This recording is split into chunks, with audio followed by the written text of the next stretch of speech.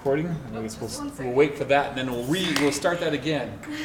That was my first take. That was my practice take.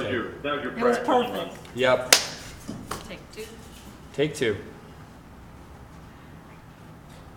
I didn't give Leah time to actually run over and open up her computer. She was still running all the stuff here. Oh no. The one thing that we didn't try. The recording device.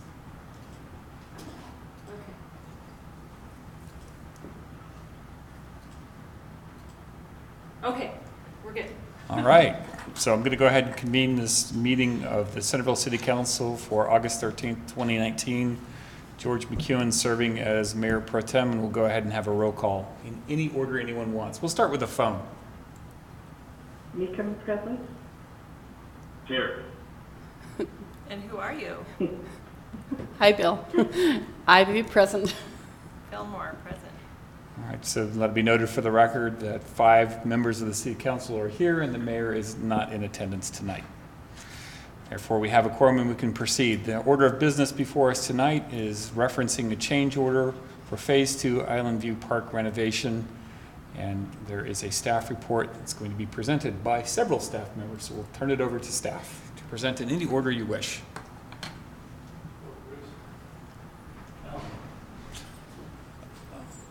I'm assuming, Bruce, it might even be easier if you just come closer. I don't know if they can hear you from over there. Just come lean on the dais or something. It'll be great. If you can't hear Bruce, Can when you he hear me? starts talking, let us know. So I believe the item on the agenda is to approve the Phase 2 demolition change order for Island View Park renovation. I have it in front of me. I think you've all had a chance to look at it. I guess I could start off by saying,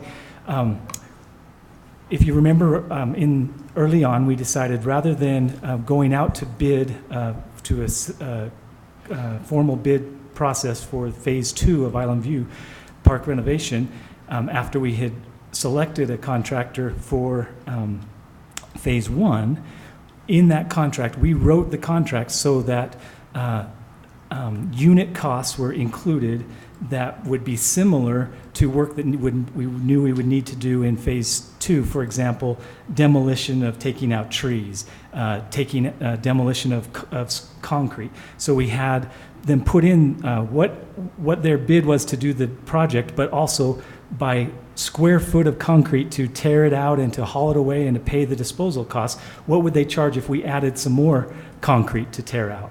And so those prices are exactly the same from Phase 1 as they are in this Phase 2 as far as the exact same cost to tear out a 0 to 12 inch tree. It's exactly the same cost per square foot of concrete to have it removed and hauled away and disposed of. There are a few things in Phase 2 that are listed in these bullet items that were not in Phase 1. For example, tearing out the existing drinking fountain. We have installation of a new drinking fountain, but we didn't have to tear one out in Phase 1. So you'll see there's a $200 fee for tearing out the drinking fountain and capping that line and taking care of that.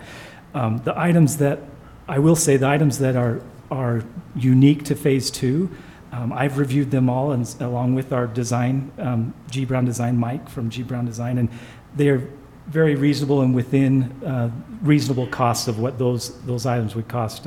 If I were to say, hey, we could do that ourselves, it would cost us about that same amount to do these same items and haul it away and to dispose of it and pay the fees and things. So where we don't have a complete, I know one of the concerns, maybe I can address it before Bill asks it. I know one of the concerns that Lisa just made me aware of was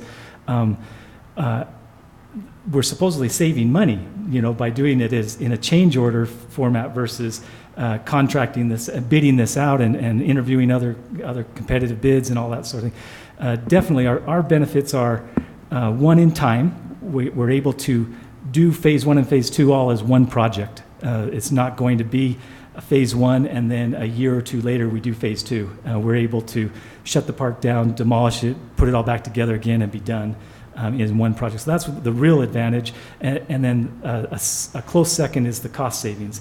As the demolition contractor is there tearing out trees on the hillside in phase 1, can move right up to the phase 2 project and tear out those trees too. He doesn't have to, we don't have to pay the remobilization costs of a semi-truck driver bringing a truck and trailer with a large excavator, unloading it and getting to work, which is at least a day. They usually charge you about a day's labor and 2 commercial drivers or 2 equipment operators' wages for a day just for mobilization.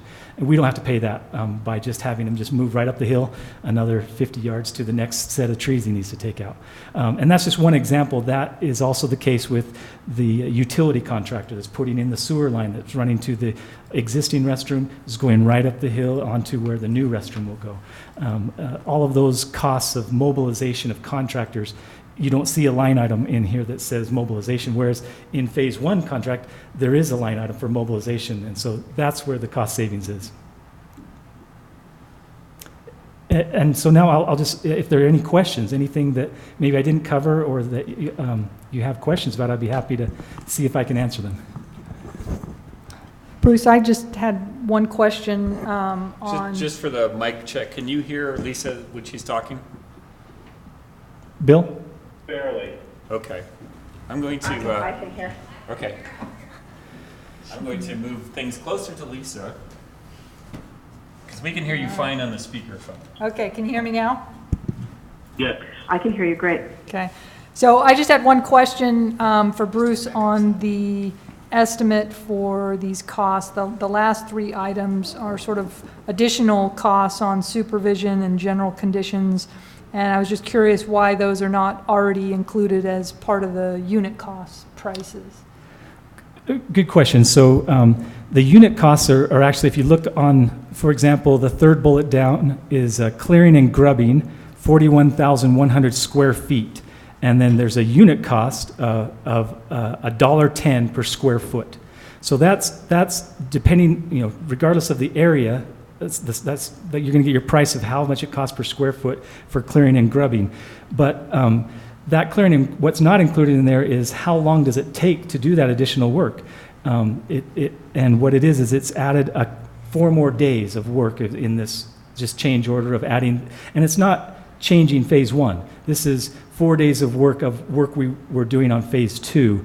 And so those last 3 items, it says BHI supervision, $55 an hour for a 10-hour day for 4 days. So they've added 4 more days of having the superintendent on site who checks in every contractor, checks them out, makes sure they're wearing hard hats and meeting the safety rules, that he's keeping them informed as to what other work is going on, and he's coordinating all of the work each day. And it's a very important position to have, and he's there every day, and we're adding 4 more days. And so these costs of the supervision, the general conditions, and the GC fee and OH overhead, those are because we're adding extra days of having their trailer there, having their they have to pay per day for how long they have a porta potty on site. All of those things are covered in your overhead and things like that. And whenever you extend the project to a longer period of time, you also extend the costs of some of those items. Thank you. But we would have, I emphasize, we would have been paying those. Those aren't additional costs. Those are costs we would have paid anyway had we bid this out to another contractor to do it. We still would have paid those costs of the days of work that they would have worked. We're saving quite a bit of money by having these contractors already there and moving from phase 1 work right into phase 2.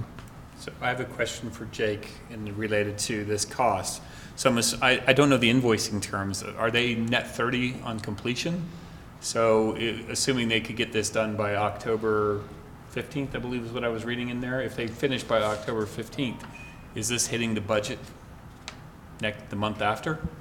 Or what's their payment terms currently? We're going to receive invoicing as the project goes along. I think we just received the first one actually already. We've had quite a few actually. Well, in G. Brown Design, I know we've been getting them from them, but I think the first one from the contractor came this week, didn't it? Yeah, we did BHI, receive have that we this gotten week. more? We may have gotten more. We've received, I think we've had at least 3 Yeah, in the so last week. it's pay as we go. As they're Yeah. doing the work, we're So this paying is them. going to show up. So this is not going to show up as an $89 or $83,000 net 30 invoice. This is going to show up as a trickle of invoice. I guess what I'm trying to figure out is what is the unit of work that, and where does that show up in the budget, and how do we account for that?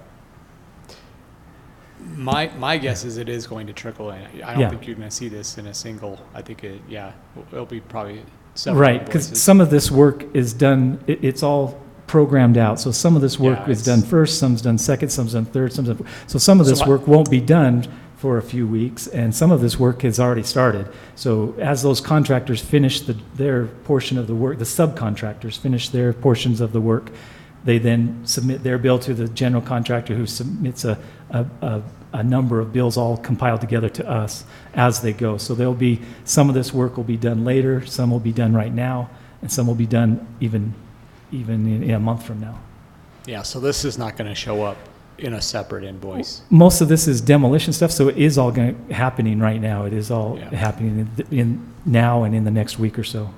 Well, it's not so much that I'm not concerned that the city can't pay the bill. It's just tracking the expenses Right. of phase 1 and phase 2. If these things are arriving on bundled invoices, it's No. really hard to unwind your costs. So that's one of the things that we've stipulated. Everything is completely separated, phase 1 and phase 2 costs. So that's part of why the change order need, this will all be phase 2 cost that will not be part of the grant or reimbursable by the grant.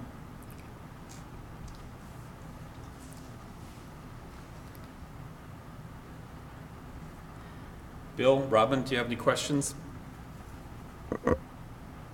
I would like to see, and I'm not gonna withhold my vote on today, but I would like to see every other month or so a summary of the cost, and I would hope that we would be able to see some specific savings from, and I guess I'm having a little problem. Lisa tried, I don't know if she tried to talk me out of this comment, but Lisa questioned this comment. Should I see some savings from not having to mobilize? And I hope to see something in a reconciliation that would show that we can see some of these savings from going forward. Is that making sense to everybody? Well, I think if there's a line item that says delivery of porta potties and there's not a second line item of that, is that the sort of thing you're looking for? Yeah. So I have the